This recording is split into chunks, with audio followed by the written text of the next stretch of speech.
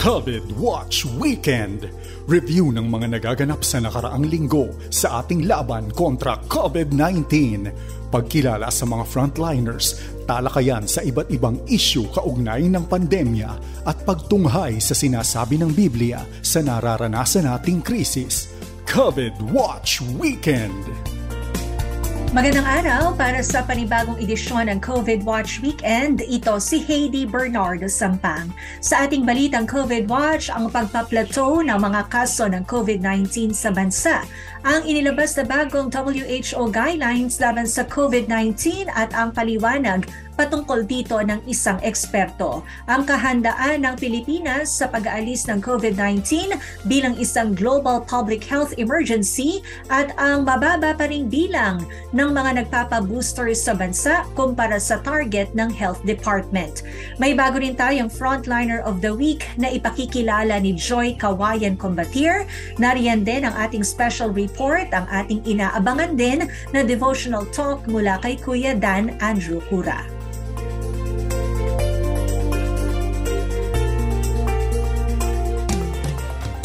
COVID-19 Watch. Nagpa-plateau na ang mga kaso ng COVID-19 sa Pilipinas. Ito'y ayon kay Department of Health Officer in Charge, Maria Rosario Vergere, kung saan sinabi pa nito na pababa na ang bilang ng mga impeksyon at manageable ang sitwasyon ng COVID-19 sa bansa.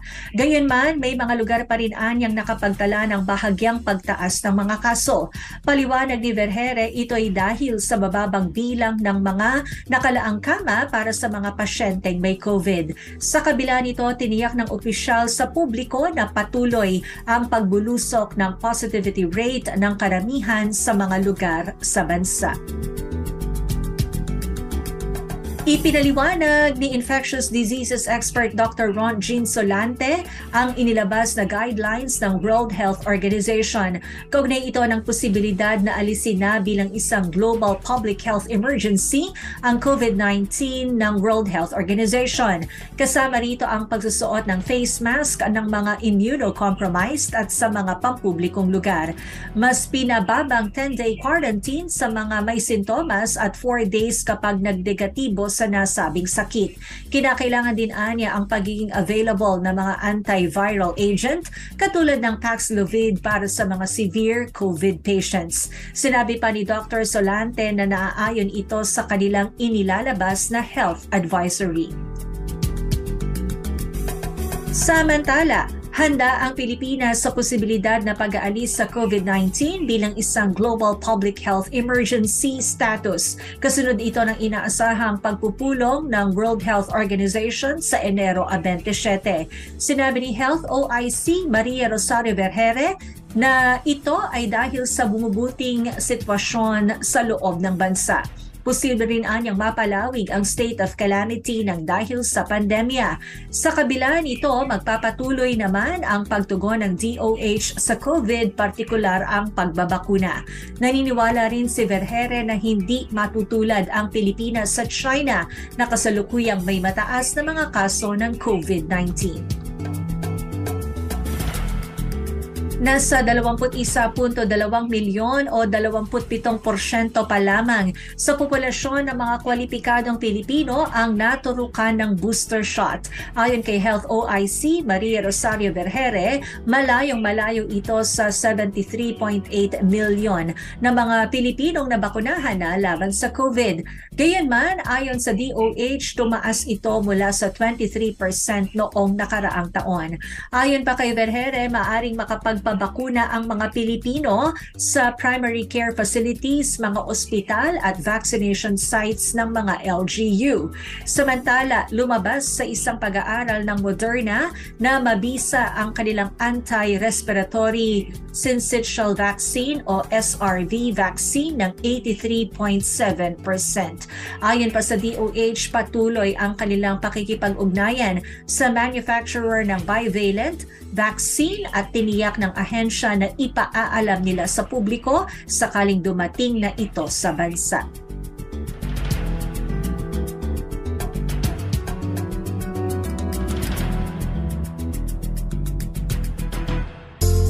Kilalanin natin ang tampok na frontliner of the week Kasama si Joy Kawayan Combatier. Isang life coach sa Bago City Police Station, Negros Occidental, ang ating frontliner of the week. Siya si Pastor Al Calixtro. Ibinahagi ni Pastor Al kung ano ang kanilang ginagawa bilang life coach at ang mga hamon nitong pandemya. Bilang life coach po, ang responsibility po namin ay alalayan ang mga puwersa ng kapulisan, ituro ang salita ng Diyos indirectly kasi di ka pwede mag-Bible study. Meron kaming guidelines dyan. Medyo maingat kami sa ganyan. So, ginaguide lang ho namin yung mga kapulisan natin na siyempre eventually na-incorporate namin ang salita ng Diyos at ang Panginoong Jesucristo mismo. Marami ho yung challenges kasi itong pandemya medyo mahirap nung magsimula. Medyo itong ministry ng life coaching ay naibalik lang ho ito nung medyo pahupa na yung COVID. Kaya nagpapasalamat ho kami kasi natuloy ho ito, ministeryo ito para sa kanila. Ibinahagi rin ni Pastor Al kung ano ang mga stress na kanyang nararanasan sa new normal setup at kanyang mga stress reliever. Well, yung stress, yung syempre, meron pa rin yung COVID, hindi pa siya totally eradicated sa ating bansa. Minsan naiinis ka dahil sa sitwasyon, dahil hindi mo magawa normally yung ginagawa mo before. Pero nakatulong sa akin na mabawasan yung stress. Pag meron akong panahon ay nagmo-morning ako with my wife kapag available siya. Tumatambay ako sa mga kung saan maraming libro, yun ako makikita At kung may pagkakataon ako, minsan kumakanta ako ng mga old songs, nagkakaroke ko.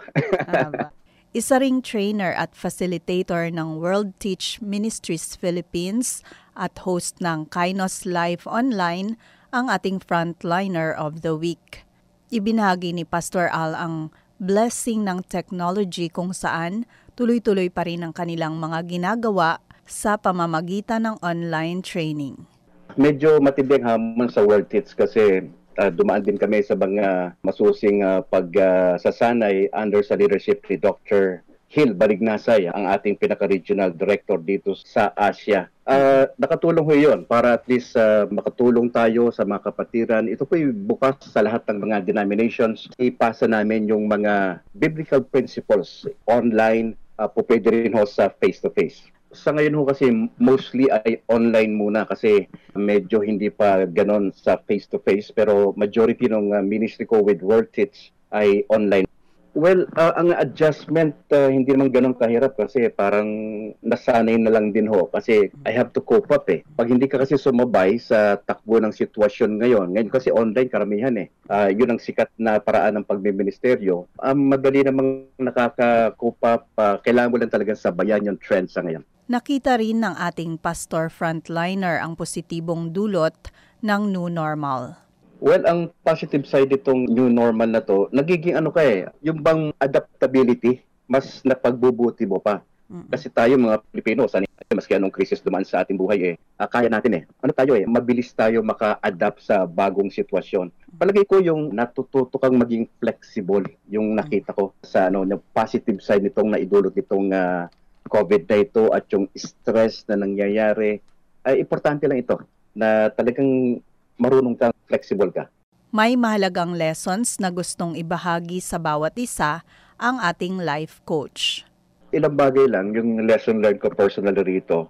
Let Jesus be the center of our lives and situations. Kasi pag hindi si Kristo talaga, maraming pwede mangyari. Pwede kang umalis doon sa kanyang kalooban Hayaan natin si Jesus yung maging sentro pa rin natin. At yung pangalawa, learn to live life as if normal. Itrato mo siyang normal, bagamat abnormal in one sense kasi wala na tayo sa dating sitwasyon Kaya lang, bago na ngayon, kailangan nating sa tulong ng Panginoon at ang kanyang salita tayo po ay makakope up everyday. Sa huli, may encouragement si Pastor Al sa mga kapwa frontliner at sa bawat tagapakinig. I'd like to encourage them na sige lang, diretso lang tayo, focus tayo sa ating Panginoon Diyos. Tutukan natin yung ating personal walk with Jesus. Kasama dyan yung spiritual disciplines, yung prayer, devotion, witnessing kung may opportunity tayo, even fasting. Pangalawa, let's go back to the Bible. Wala tayong ibang pwedeng saligan sa mga pagkakataon na ito na malibang ayusin natin yung ating personal walk with Jesus. Pangalawa, let's go back to the scriptures. Importanteng yon. At yung pangatlo, again, may kinalaman doon sa unang sinabi ko na lesson learned, not learn to live a normal life each day. Gagawa mo yung unang dalawang sinabi ko, yung personal walk with Jesus, saka yung back to the Bible. Pero kung wala ka namang kooperasyon na mabuhay ka ng normal sa araw-araw na ibinibigay ng Diyos sa'yo, parang mahihirapan ka rin sa isang banda. Ngayong Bible Month, naway mapaalalahanan tayo na simula ng taon sa gabay ng salita ng Diyos at isabuhay ito sa buong taon. Para sa COVID Watch Weekend, ako po si Joy Kawayan Combatier. Salamat Joy at salamat din po sa inyong patuloy na pagsuporta sa ating gawain dito sa FEBC Philippines. Kung nais nyo naman pong mag-umpisa na maging aming ministry partner, bumisita lamang sa donatenow.febc.ph o mag-text sa 0947-333-5605 para sa detalye. Maaari na rin pong magpadala ng inyong donation sa pamamagitan ng GCash.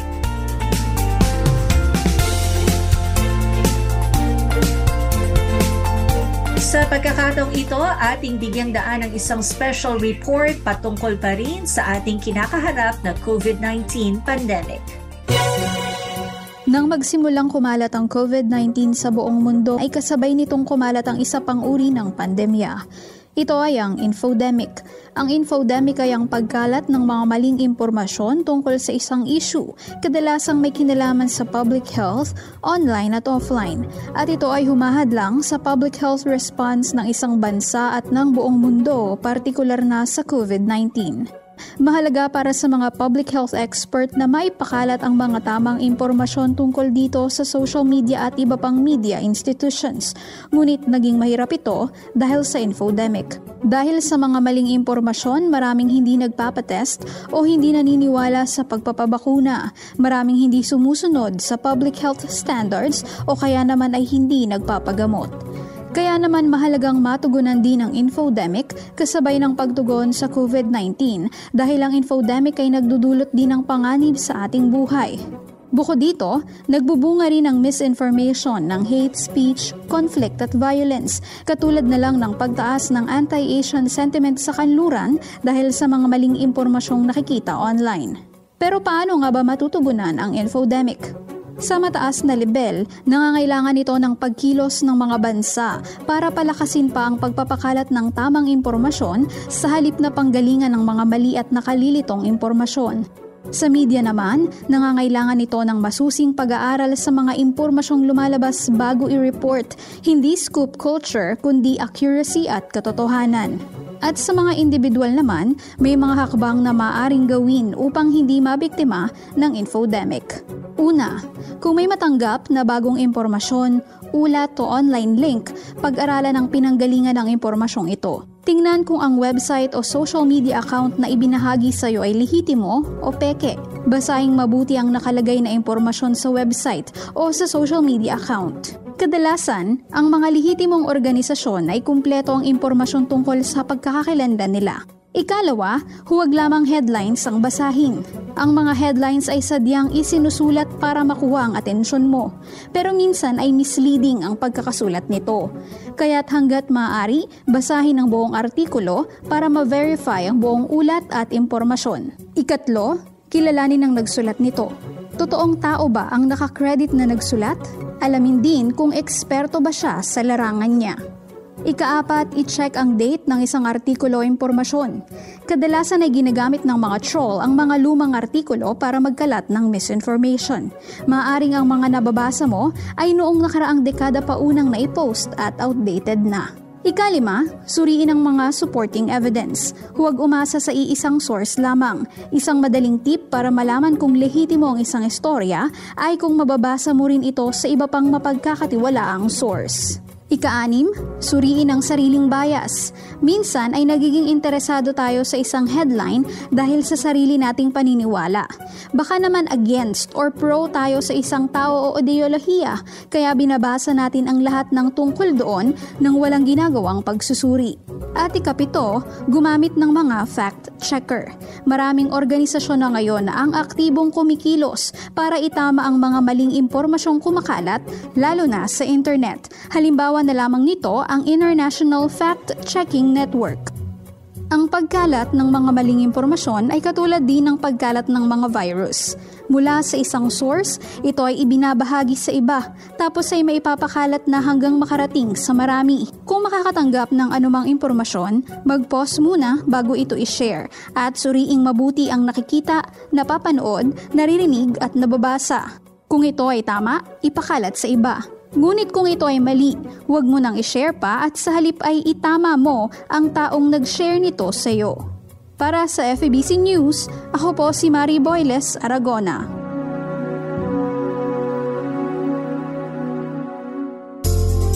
Ngayon naman, maglaan po tayo ng panahon para pagbulay-bulayan ang buhay na salita ng Diyos at ang kanyang mga pangako.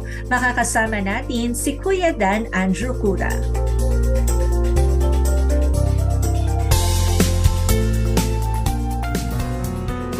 Simula nang dumating ang COVID-19, ngayon ay halos wala nang nagsasabing babalik pa tayo sa dating takbo ng buhay bago magpandemya. Samantala, dahil sa pabago-bago ng sitwasyon, mahirap din namang mangarap ng buhay na wala ng COVID. Kung hindi dapat balikan ang buhay sa nakaraan at hindi nating makitang malinaw ang hinaharap, paano natin dapat yakapin ang kasalukuyan? Pakinggan natin ang gabay ng salita ng Diyos sa Biblia. Sa Jeremias, Kabanatang 29, nagpadala ang propeta ng isang liham sa mga Hebreo na nooy nasa Babylonia. Doon sila itinapon mula sa Jerusalem ng mga mananakop. Lubha silang nagdadalamhati at hindi halos matanggap na iyon na ang kanilang bayang titirhan sa loob ng maraming taon. Sa katunayan, sa loob ng 70 taon. Wala silang laging nasa isip kung hindi ang makabalik sa Jerusalem. Kung ganyan ang nararamdaman mo, kaibigan, makatutulong sa iyo ang mensahe ng propetang Jeremias. Sa lahat ng taga-Jerusalem na ipinabihag niya sa Babylonia, magtayo kayo ng mga bahay at doon kayo tumira. Magtanim kayo at kumain ng inyong ani. Mag-asawa kayo at nang magkaanak kayo. Tumulong kayo para sa kabutihan at kaunlaran ng lungsod na pinagdalhan sa inyo. Ipanalangin niyo ito dahil kapag umunlad ito, uunlad din kayo. Jeremias Kabanatang 29, talatang 4 hanggang 7. Magtayo kayo ng mga bahay at doon kayo tumira. Tila sinasabi ni Jeremias sa mga Hebreo, hindi nga ninyo gusto ang lugar na iyan, pero nareriyan na kayo. Hindi ninyo pinili ang inyong kinalalagyan at kalagayan, pero iyan ang ibinigay sa inyo. Angkop sa atin ang mensaheng ito ngayon. Walang pasabi ang mga biglaang pagbabago sa buhay natin. Hindi hiningi ang ating pahintulot. Pero kailangan nating sumpungan ang buhay na nakalaan sa atin sa ganitong sitwasyon. Kung lagi na lang nating hinahanap ang dating buhay, mawawalan ng saysay ang bago nating karanasan na ibinigay ng Diyos ng halaga at kabuluhan para sa atin. Magtanim kayo at kumain ng inyong ani. Sinabihan ni Jeremias sa mga Hebreo na huwag umasa sa ibang tao para sa kanilang pangangailangan, kundi maging masigasig at produktibo. Ibig sabihin ay matuto ng mga bagong bagay at kakayanan na naaangkop para sa kasalukuyang sitwasyon. Sa panahon ngayon ay nakita na nating natural sa atin ang pagtutulungan sa harap ng pangangailangan. Mag-asawa kayo at nang magkaanak kayo. Itinuro ni Jeremias na hindi dapat iwasan ng mga Hebreo ang mga taga-Babylonia. Hindi sila dapat ituring na mas mataas o mas mababa kesa sa kanila. Kaakibat ng pagiging makadiyos ang pagiging makatao, mapagkaibigan at tunay na pagnanais ng pagyamanin ng mga relasyon sa kapwa.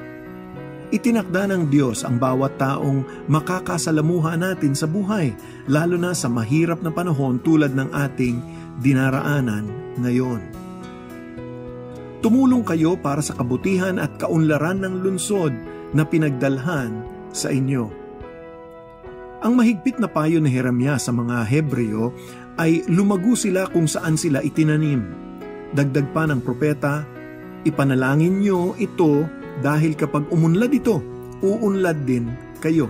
Jeremias, Kabanatang 29, Talatang 7. Lagi nating tatandaan na posibleng isabuhay ang kalooban ng Diyos para sa atin sa kahit na ano pamang kalagayan. Sa halip na hanapin ang pagbabalik ng nakaraang buhay bago pa magpandemya o mangarap sa panahong wala na ang COVID, sikapin nating maging lalaki o babae ng Diyos sa kasalukuyang panahon na hindi tayo ang pumili. Sa halip na magreklamo at mangarap na lang ng gising, piliin mong magtayo, magtanim at hanapin ang kapakanan at kapayapaan ng ating bayan.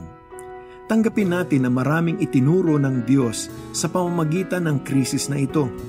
Nasumpungan natin ang pinakamahalagang mga bagay sa lahat, ang hanapin ang Diyos.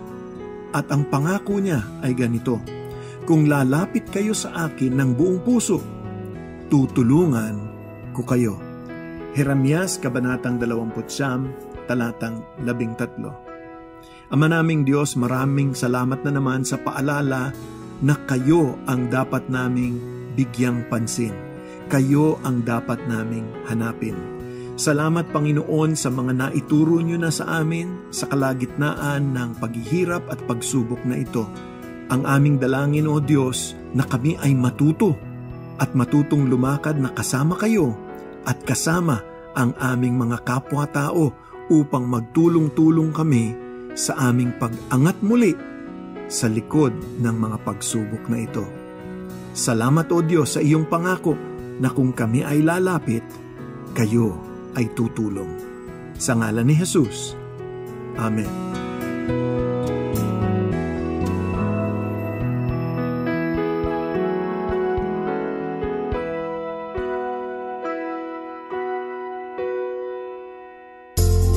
At yan ang kabuuan ng panibagong edisyon ng COVID Watch Weekend, hatid ng FEBC Radio TV. Maraming salamat po sa inyong walang sawang pagsubaybay sa ating programa, gayon din sa inyong pagtalima sa mga paalala para malabanan natin ang pandemya.